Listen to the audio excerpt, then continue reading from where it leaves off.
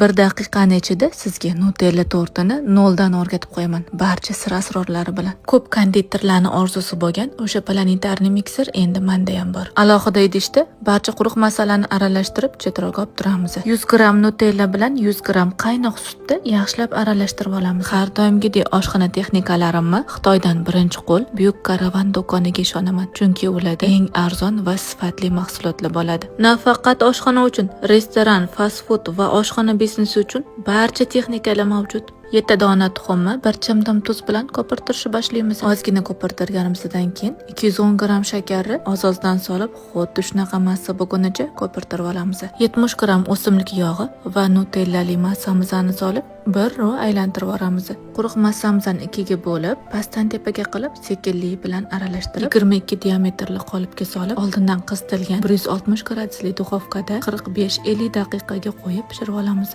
Sovigan biskvitimizni xuddi shunaqa qilib tayyorlab olamiz. 250 gram qaymoq, 150 gram quyultirilgan sut, morojniy krem tayyor. Biskvitni oddiy sut bilan siroplab olgan joyim videoga ko'rinmay qolibdi. Albatta, siroplab olinglar. Qolgan joylari videoda ko'rinib turibdi. Xuddi shu shaklda ketinlikda terib olasizlar. Nutellani ozgina havo bug'ida eritib olsangiz, ishlash yana ham osonroq bo'ladi. Ustini bezatishdan oldin 4 soatga morozinkaga qo'yib qo'yasizlar. Yurechani qizartirib, Nutellani yaxshi ko'radigan yaqiningizga ham jo'natib qo'ying.